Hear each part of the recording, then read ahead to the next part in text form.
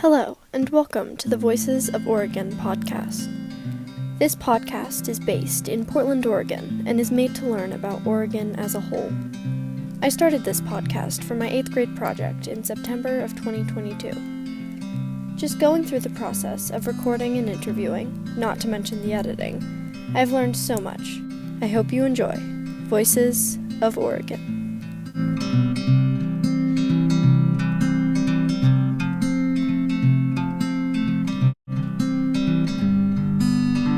How are you doing?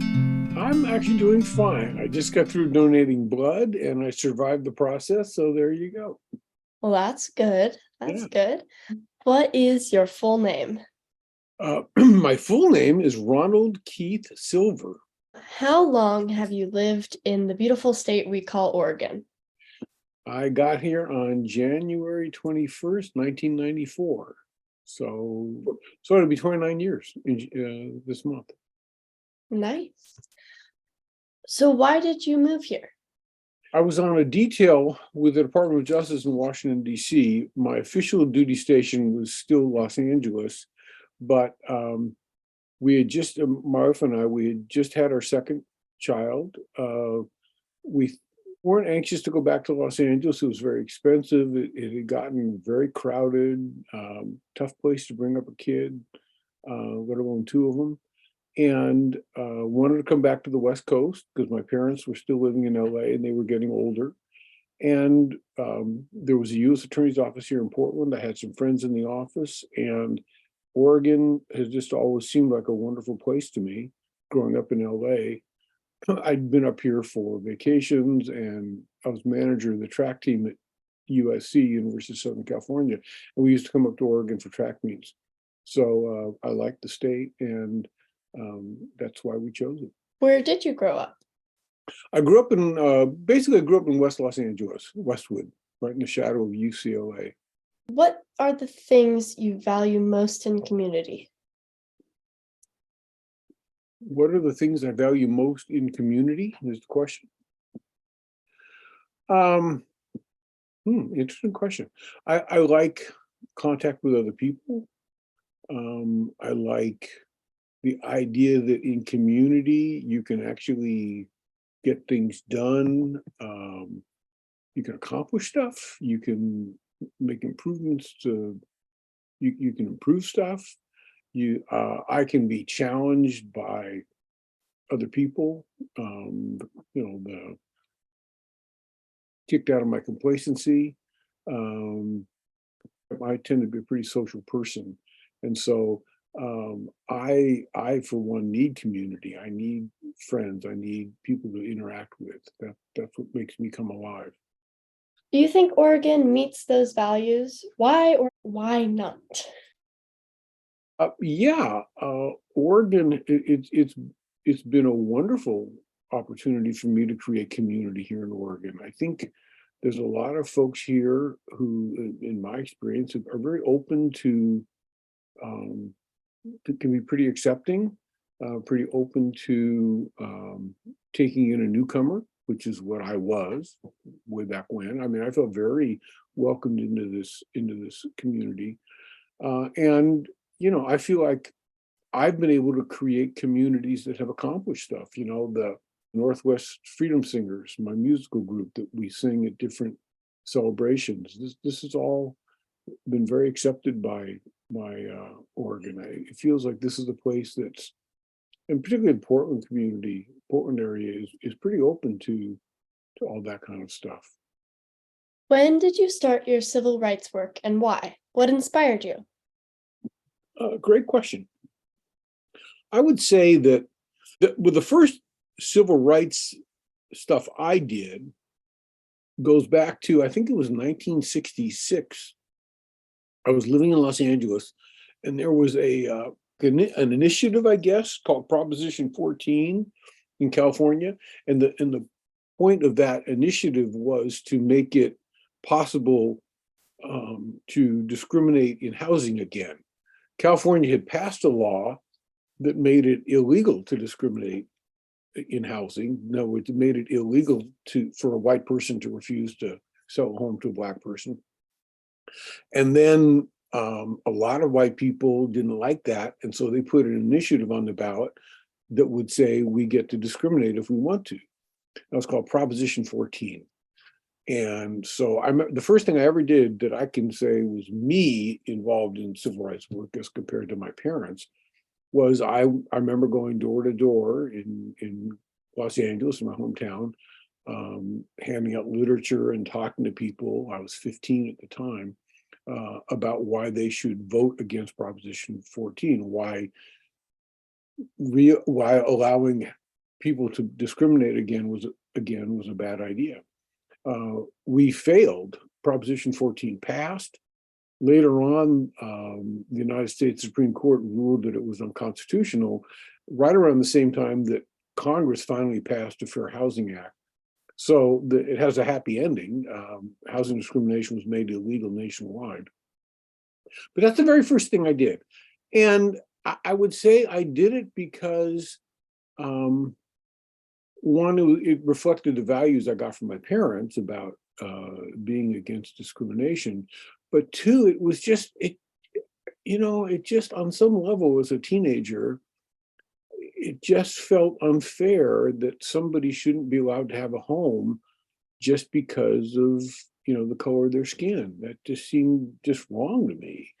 And I think part of that was inspired by, my mother was a political refugee. She left Germany when she was 13.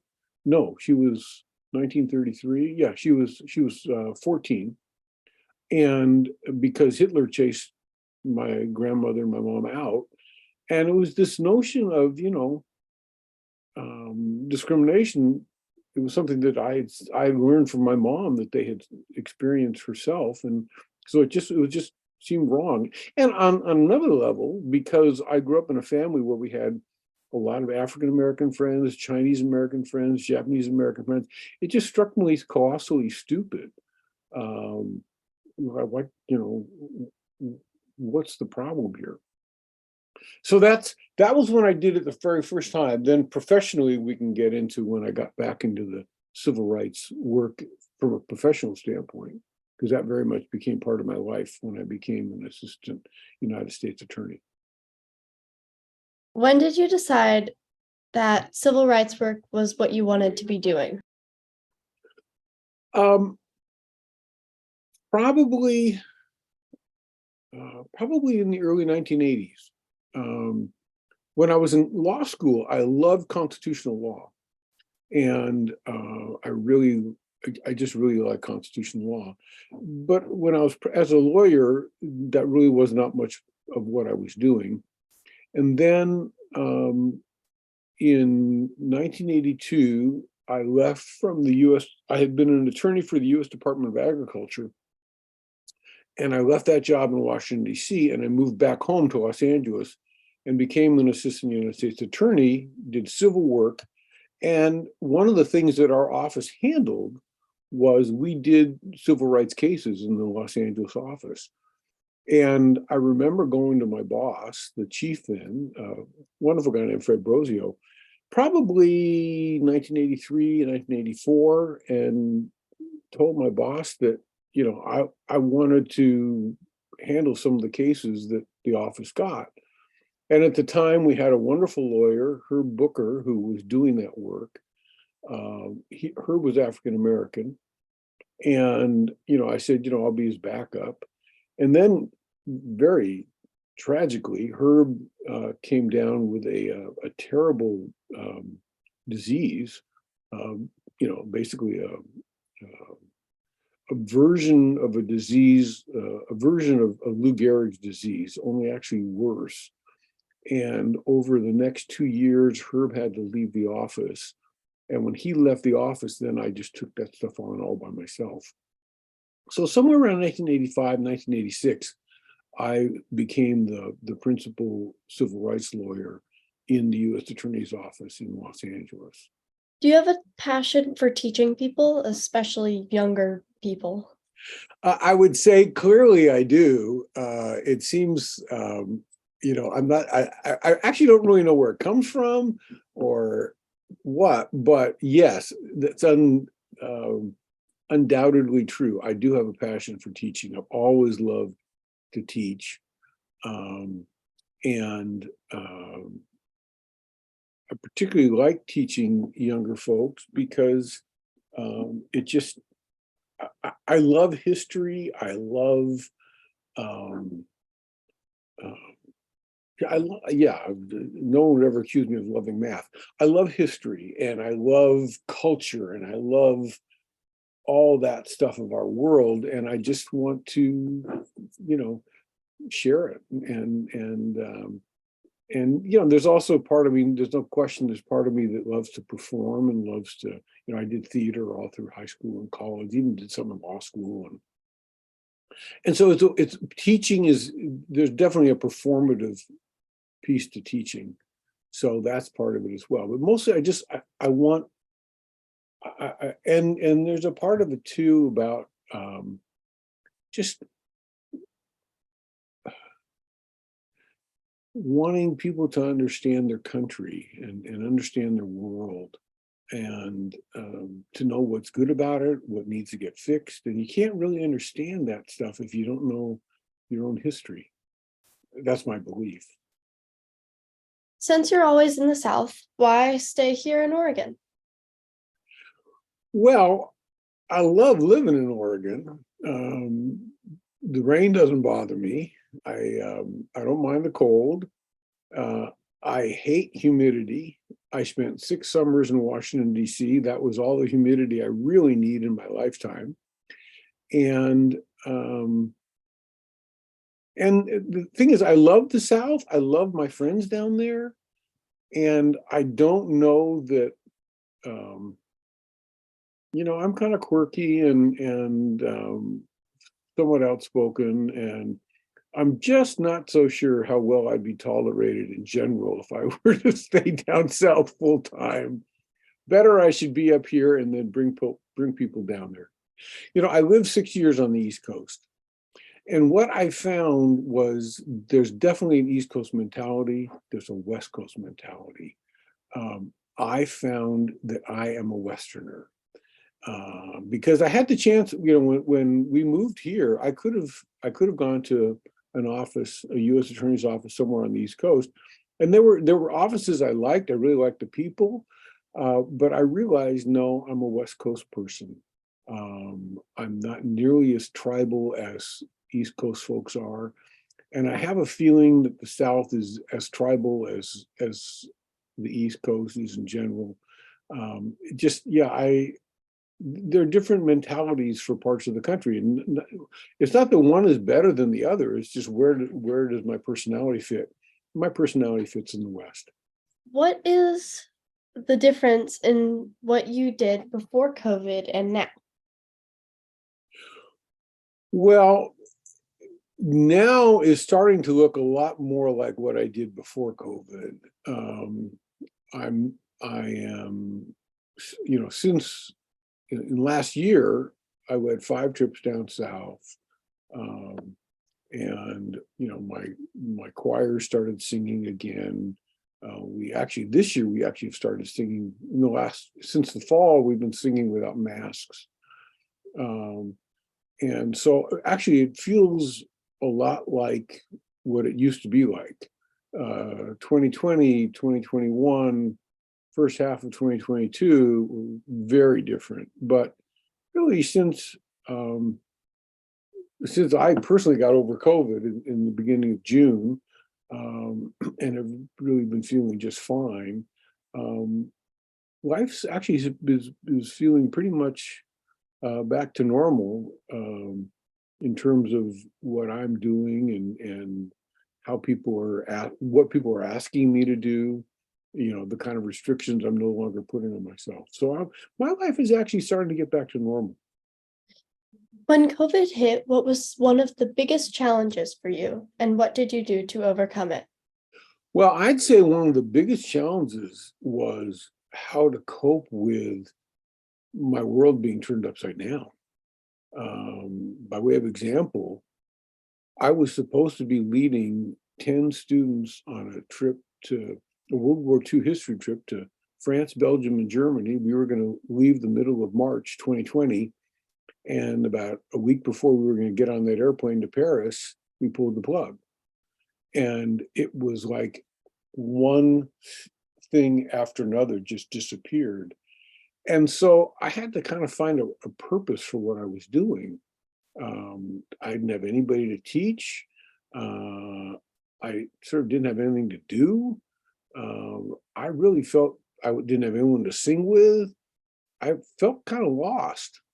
And so a couple things, well, probably three things got me through it. One is I started doing a lot of hiking in Forest Park. I hiked a lot.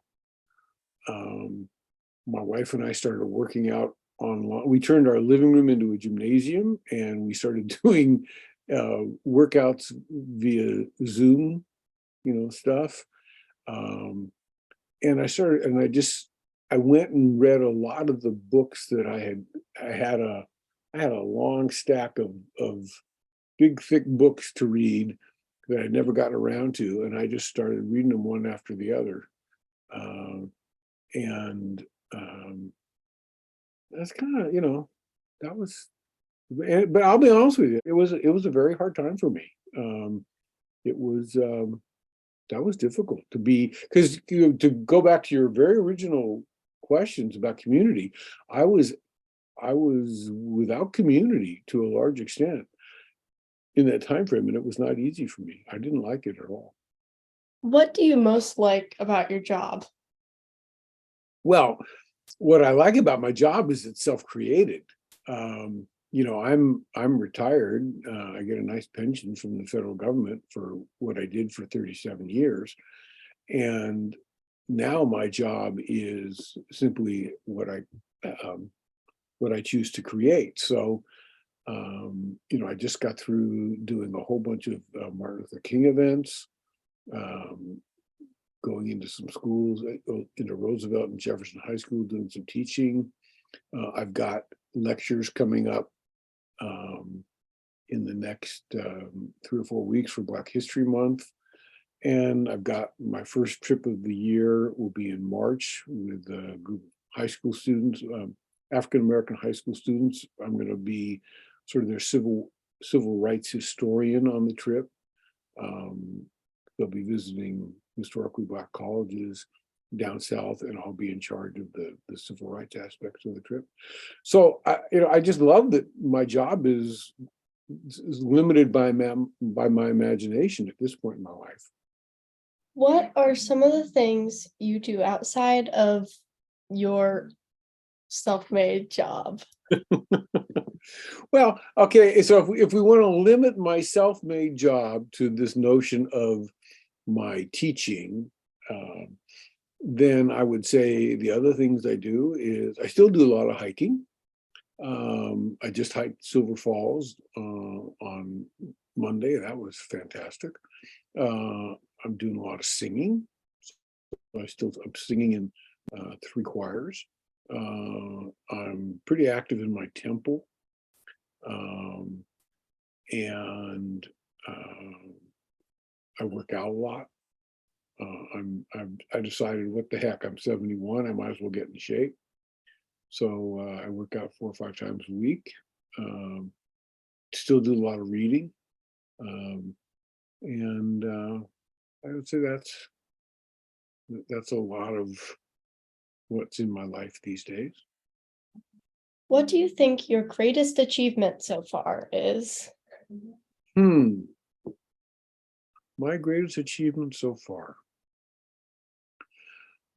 I'm very proud of my career and some of the cases I handled, et cetera, professionally. But I think probably the most lasting contribution I've made to my world is the number of young folks I have introduced to their country, to their history, and perhaps inspired them to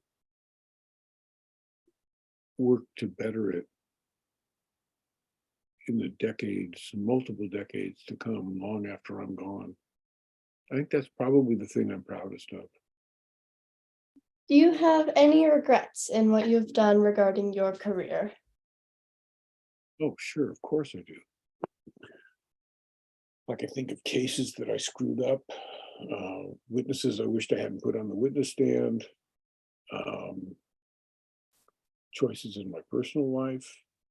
Um, I would say probably if I was going to characterize it in any one without talking about anything specific, I would say that my greatest regret is at different times in my life, I wish that I had more courage.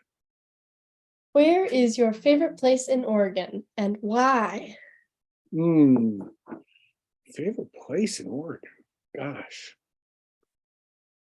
Well, I would say in the natural world, I just love Silver Falls. It's so beautiful. I probably have hiked that about 8 or 9 times now since we moved here. Um, and I would say without naming a specific spot, my favorite place in Oregon is in the forest somewhere. You pick the forest, and I'll probably go there. Um, I just I think if I were a skier, I would probably say Mount Hood. But I'm not a skier, but I just love the hiking. I've hiked so many trails around Mount Hood. Basically, just get me in the woods, get me in the forest. That'll make me happy. How do people react to you as a white man teaching about civil rights instead of someone of color? Um, I would say whether my audience is white or black, the initial reaction is, "Who are you, and what makes you think you can do this?" And my initial response to that is, "That's the appropriate response you should have to me. Like, why is a white guy up here telling this stuff?" Um, and I really can't think of a time when that didn't shift. Because what happens, whether my audience is white or black, by the time I'm done doing whatever I'm doing, generally the perception is that I'm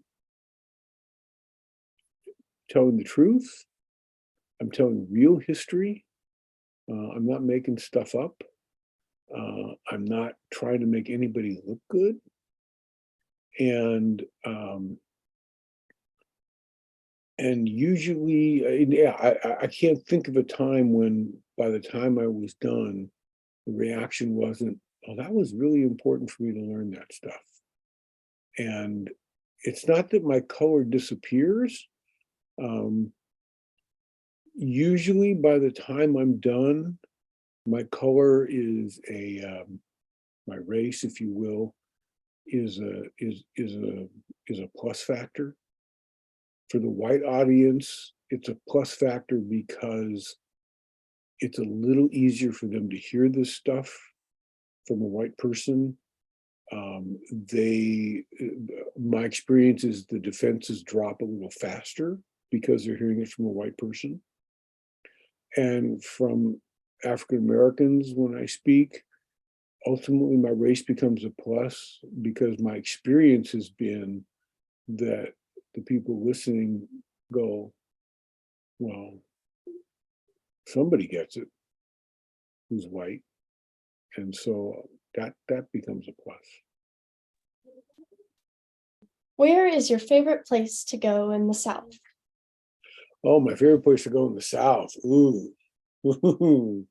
Well, depends if I'm hungry. If I'm hungry, I can list you about 5 different restaurants that become my favorite place on that given moment. Um, I think there are 3 black churches where I've spent a lot of my time, and I love my time there. I love being part of those congregations. Um, New Zion Missionary Baptist Church in Greenwood, Mississippi, and Pearl Street AME, both in Jackson, or that's in Jackson. Yeah, I love being the power of being in a Black church on Sunday morning.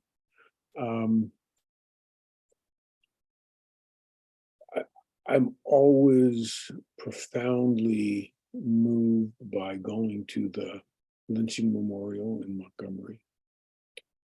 And trying to think. Well, the other, but I love going to Red's Juke Joint in Clarksville, Mississippi, because that's just fun. So yeah, so I would say where I can be with music, pretty much anywhere in the South where I can be with music. Yeah. All right. And our final question of the day. Okay. How would you recommend people go about learning about civil rights? A few ways. One is there are some fabulous books written about the era that give you a long list of recommendations. There's just some great memoirs and nonfiction books about the South, about that history, that are accurate and well written. There are some great documentaries, just some terrific documentaries about different aspects. That's also a way I would strongly recommend. And getting with, this is a little hard for folks here in the Northwest, but spending time with veterans, if you can, or if you can find, you can go online and see different veterans who've been interviewed and listen to them tell their stories. That's terrific. And then ultimately, the best way to do it is to go down there, and walk the ground and visit the places. My least favorite way of learning about it is through fictionalized movies, just because the facts are usually wrong. There's some that are exceptions where they, of course, of course they're going to compress storylines and things of that nature, but some get the essential truth of what happened, and those are good. Others are I think do more harm than good, without getting any specific. But that's the way. That would be my order: really good books, documentaries, finding interviews online of veterans, and going there. The worst thing you can do is go there without preparation. You need to prep before you go.